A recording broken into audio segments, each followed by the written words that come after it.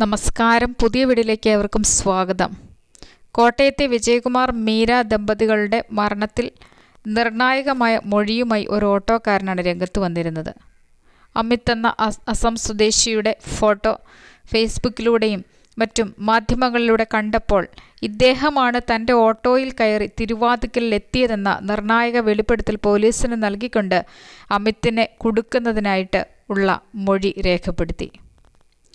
തിരുവാതിക്കൽ വിജയകുമാർ മീര ദമ്പതികളുടെ ഭവനത്തിൽ അനേക നാൾ പണിയുമായിട്ട് നടന്നിരുന്ന ഒരാളായിരുന്നു അസം സ്വദേശിയായിട്ടുള്ള അമിത്. വിദേശത്ത് ജോലി ലഭിച്ചുകൊണ്ട് വിദേശത്തു നിന്നും കോടികൾ സമ്പാദിച്ചുകൊണ്ട് വിജയകുമാറും മീരയും കെട്ടിപ്പടുക്കുന്ന സൗധങ്ങൾക്ക് പണിക്കാരായിട്ട് നിയമിച്ചിരുന്നത് അന്യസംസ്ഥാന തൊഴിലാളികളെയായിരുന്നു.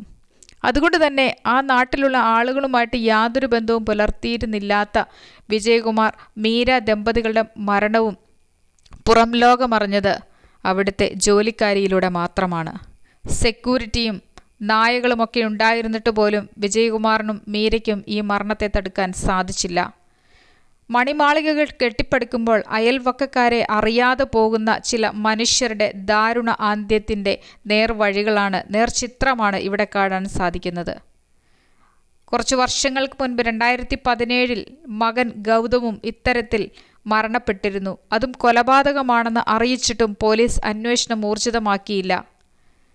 ഇവരുടെ മരണത്തിന് പിന്നിലും ഏതോ ശക്തമായിട്ടുള്ള ആളുകളുടെ ഇടപെടലുകൾ ഉണ്ടെന്ന് തന്നെയാണ് വ്യക്തമാകുന്നത്. ലഹരി മാഫിയ സംഘങ്ങളുടെ ഇടപെടലുണ്ടോ എന്ന് സംശയിക്കേണ്ടിയിരിക്കുന്നു. അമിത് എന്ന ആളിലേക്ക് ആരെങ്കിലും കൊട്ടേഷൻ കൊടുത്ത് അമിത്തിനെ ഇറക്കിയതാണോ എന്നും സംശയിച്ചു കൊണ്ടിരിക്കുന്നു. കാരണം ഇത്ര ദാരുണമായിട്ട് ഇത്ര വികൃതമാക്കപ്പെട്ട രീതിയിൽ മൃതശരീരം ഇട്ടുകൊണ്ട് വൈരാഗ്യ ബുദ്ധിയോടുകൂടി അമിത്തിനെ കരുവാക്കിക്കൊണ്ട് മറ്റാരോ ഉണ്ടെന്ന് തന്നെയാണ് ബലപ്പെടുന്നത്. മകൻ്റെ മരണത്തിലും വിജയകുമാർ മീര ദമ്പതികളുടെ മരണത്തിന് പിന്നിലുള്ള രഹസ്യങ്ങൾ എന്താണെന്ന് ചുരുളറിയാൻ ഇരിക്കുന്നതേയുള്ളൂ.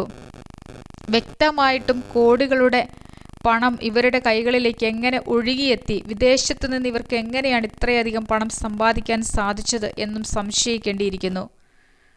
വിജയകുമാറിൻ്റെ ഭാര്യ ഒരു ഡോക്ടറാണെന്ന് പോലും ഈ അടുത്ത നിമിഷങ്ങളിലാണ് ആളുകൾ അറിഞ്ഞത്. അതുകൊണ്ട് തന്നെ ആ രീതിയിലാണോ ഇനി പണം വന്നതെന്നും മറ്റ് ലഹരി വസ്തുക്കളിലൂടെയാണോ പണം സമ്പാദിച്ചതെന്നും സംശയിക്കേണ്ടിയിരിക്കുന്നു. ഇന്ദ്രപ്രസ്ഥം എന്ന ഓഡിറ്റോറിയവും നിർമ്മിച്ചിരുന്നു. മറ്റ് പലയിടങ്ങളിലായിട്ട് സ്വത്തുക്കൾ വിജയകുമാറിനും മീരയ്ക്കുമുണ്ട്. ഇതൊക്കെ അനുഭവിക്കുന്നതിനി മകൾ മാത്രം ബാക്കി. മകൾ സ്വത്തിനു വേണ്ടി, മകളോ മറ്റ് ബന്ധുക്കളോ സ്വത്തിനു വേണ്ടിയിട്ട് ഇവരെ ബലമായിട്ട് കൊലപ്പെടുത്തിയതാണോ, കൊട്ടേഷൻ കൊടുത്ത് ബലപ്പെടുത്തിയതാണെന്നു കൂടി സംശയിക്കേണ്ടിയിരിക്കുന്നു. മകൾക്കിതിൽ അറിവില്ലെങ്കിലും മകളുമായിട്ട് ബന്ധപ്പെട്ട മറ്റാരെയെങ്കിലുമൊക്കെ സംശയിക്കേണ്ടിയിരിക്കുന്നു. അതുമല്ലെങ്കിൽ മറ്റ് ലഹരി മാഫിയ സംഘങ്ങളായിരിക്കാനും സാധ്യതയുണ്ട്.